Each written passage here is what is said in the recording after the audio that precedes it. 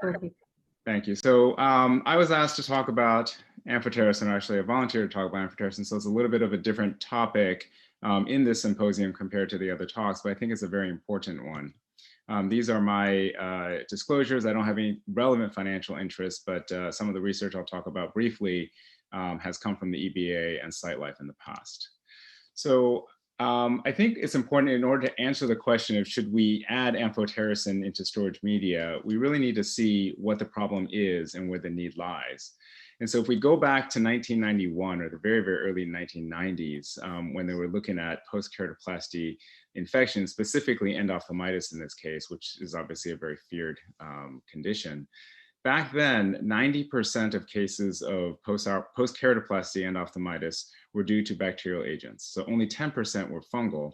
But then as you can see, as the decade progressed, more and more percentage of fungal cases were showing up relative to bacterial cases. So by 2003, 60% of the cases were fungal in etiology. And so you can see here the graph of that. But you can't really tell, if the cases are going up or down in general, unless you actually look at the total number of cases. And if you look here, you can see that starting in 1991, the general trend towards 2006 is a downward trend in terms of the number of cases of endophthalmitis post-keratoplasty. And then in 2006, it started to go up. So what can we hypothesize that occurred in 1991 or around thereabouts? Well, that was coincided with the introduction of Optisol GS, Optisol and then Optisol GS, which contains broad spectrum antibiotics. And that probably coupled with better ways of sanitizing the corneas before storage, all contributed to lower infection rates, kept going down until 2006, keep that date in mind, and then started to rise.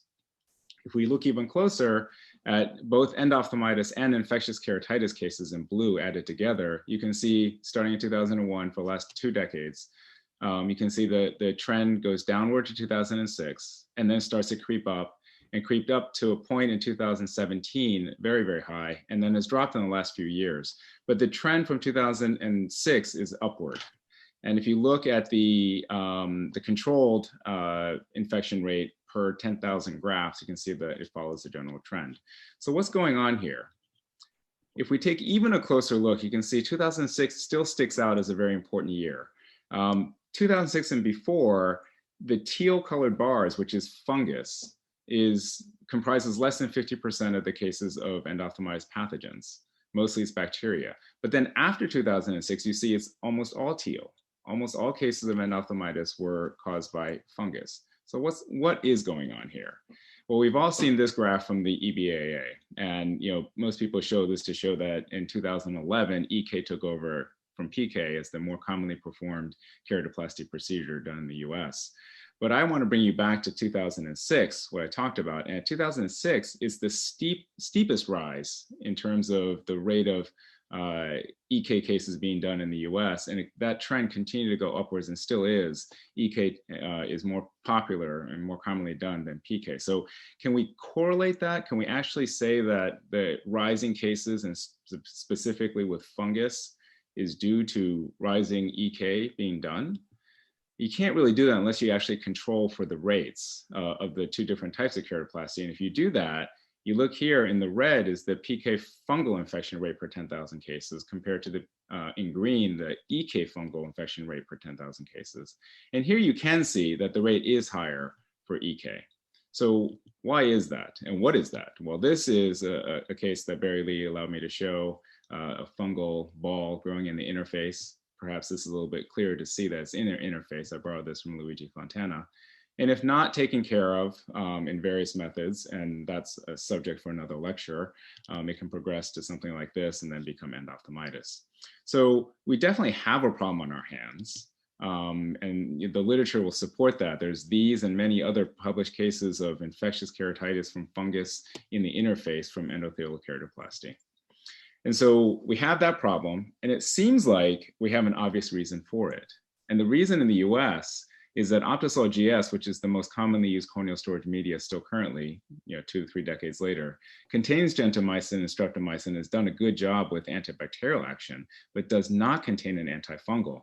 And the calorimetric indicator that's in the Optisol GS does not reliably detect Candida albicans contamination. And we don't have time to test it before we release it for use. Even the newer storage media, Life 4C, which came around in 2011, also still only has gentamicin and streptomycin and doesn't have an antifungal. Now in Europe and in other places that use organ culture storage at 34 degrees or up to 37 degrees, they have antibiotics and they generally have amphotericin in some concentration as low as 0.25 micrograms per mil. Now, the rates of fungal endophthalmitis from tissue used in organ culture is actually lower. It is a little bit deceiving though, because it's not necessarily because of the antifungal that's added in there. Because of the way that you can test tissue before you release it, tissue can be found to be contaminated and not released and discarded. And so that's what happens.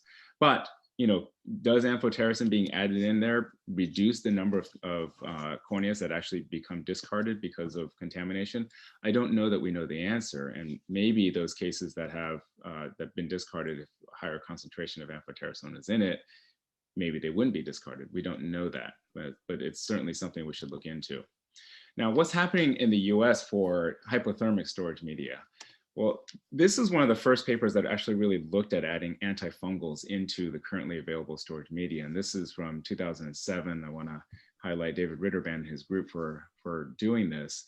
They looked at adding voriconazole into Optisol GS and then culturing a whole bunch of corneal rims, 533 that they cut in half and stored each in voriconazole supplemented versus non-supplemented Optisol GS, and found that voriconazole supplemented Optisol GS was able to reduce positive cultures for fungal growth down to 0 from 7 in the other group.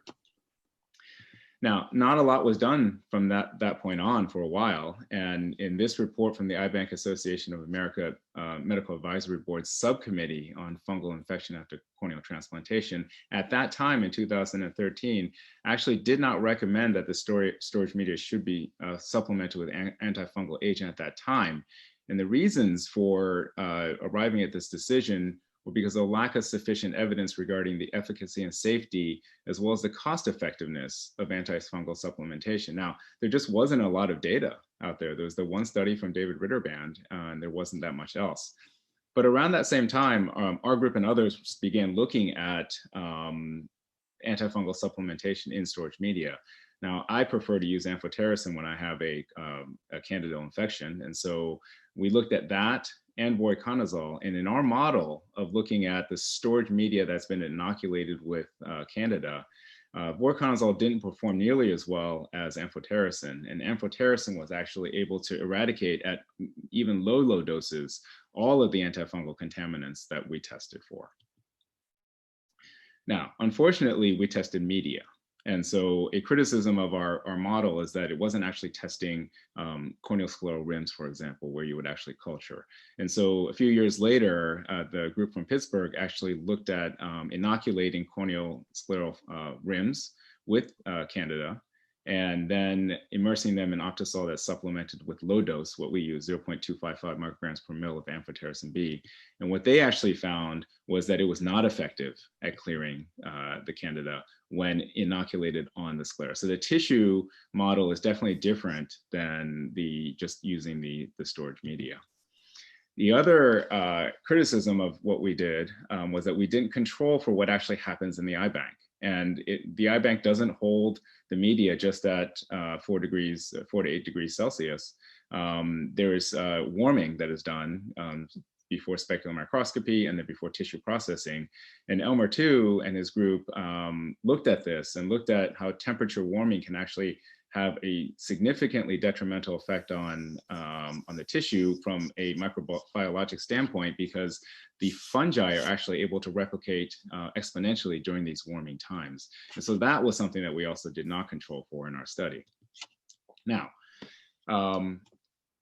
what can we do and what can we think about that might actually help with those two things? Well, if there's more fungi, then maybe you need higher concentration, right? And if there's if there's tissue that's contaminated that might be harder to get rid of, maybe a higher concentration would work. And so Mark Reinert and Quatran and their colleagues here looked at higher concentrations of amphotericin in storage media.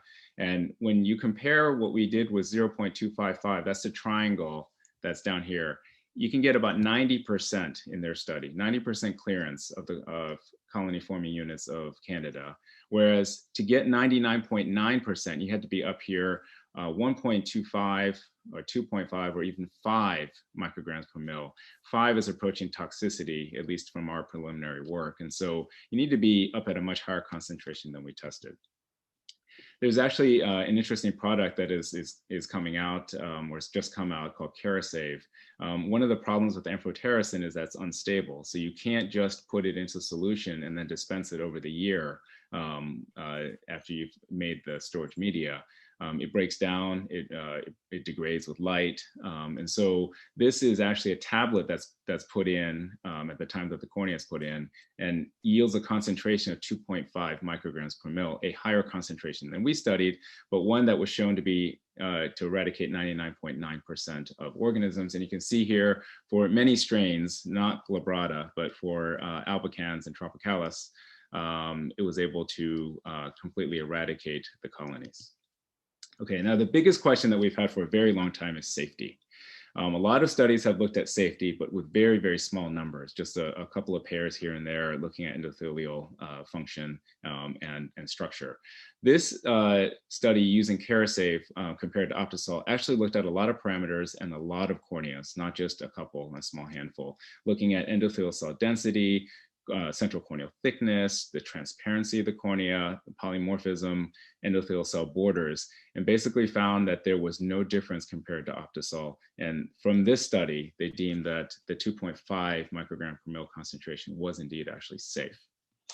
So how about cost effectiveness? Well, this was one of 2 cost effectiveness studies that have been published in the last year. And this one determined that the supplementation with amphotericin was cost effective at a level of $100,000 US per quality. The couple of important caveats here is that they are looking at an efficacy of 70%, and they're also taking in consideration the incidence of these fungal infections during the years from 2012 to 2017. So on the graph early on, when I showed you where the incidences have dropped off, maybe this will push it so that it is not quite as cost effective. But using those numbers, they deem that supplementation with amphotericin is cost effective. And this paper that was published in the Blue Journal came to similar conclusions, just looking at different parameters, finding that amphotericin is the cheapest one and the most cost effective one to use. Okay, so I would be remiss if I didn't admit to the fact that there are other things out there that help with antifungal action. And one thing that was published by Barry Lee and his colleagues from the Georgia Eye Bank is the use of povidone iodine exposure times and doubling them when harvesting the cornea. So eye banks traditionally have exposed corneas from 2 to 5 minutes with betadine, povidone iodine, and then rinse it off and then harvest the cornea. What they proposed is actually doing 2 5-minute washes separated by 5 minutes before harvesting the cornea. And when they looked at the transplants that were done in their centers, so 631 of them, before they changed their protocol, they had 2 fungal infections. They had 12 positive fungal rims. Okay, and after they changed the protocol, of the 725 cases that were done, they had only 2 positive fungal rims and 0 fungal infections. And just taking a look at the percentages, you can see the positive fungal rims from before the change in protocol went from 3% down to 0.5%. I'm sorry, 3% down to 0.6%. And clinical fungal infections dropped from 0.5% to 0. Now, with a positive rate here, that tells us that, you get false negatives all the time. So there still is fungus that is not necessarily covered by this procedure. And sooner or later, you can still get a clinical fungal infection. And so the question is, do we think that we should still supplement then just to cover those particular ones. Now, I'll tell you that the Cornea Journal invited a number of us to write pro-con stances, editorials on different topics related to this. And I had the pleasure of going against my usual sparring partner, Dr. Elmer Tu, who's on the line here, who argued against antifungal supplementation. You can tell that I'm arguing for it. And he cited three main things. One is that the rate of fungal infection in Europe being lower is not because of amphotericin in organ culture. And I talked about that already. It is because they are able to discard tissue, but potentially a higher concentration of antifungals might prevent more tissue from being discarded. The warming of tissue for processing was not addressed, and I did address that that was a shortcoming of our study. And he says that safer and more cost-effective interventions are already bearing fruit, and that's what the povidone iodine flushes, which again, is good, but doesn't completely eradicate everything. So do we want to still supplement? And that's the question. And I just want to say that Dr. Tu slyly was able to use my own words against me in his editorial that argued against me. So in conclusion, I just want to say that I hope you can see that post-endothelial keratoplasty fungal infection are a real problem. Now, there are various methods to decrease this rate, with disinfection at the time of procurement being a big one that has just come around. But the addition of antifungals into storage can still offer protection and seems to be safe with further studies that we've seen. But I think it needs to be at a higher concentration than initially believed, at least at 2.5 micrograms per mil. The more research that I think that is needed is looking at safety with regard to actual clinical outcomes after keratoplasty to see if there's a problem with longevity of the tissue. And so to answer the question, should amphotericin be added to corneal preservation media?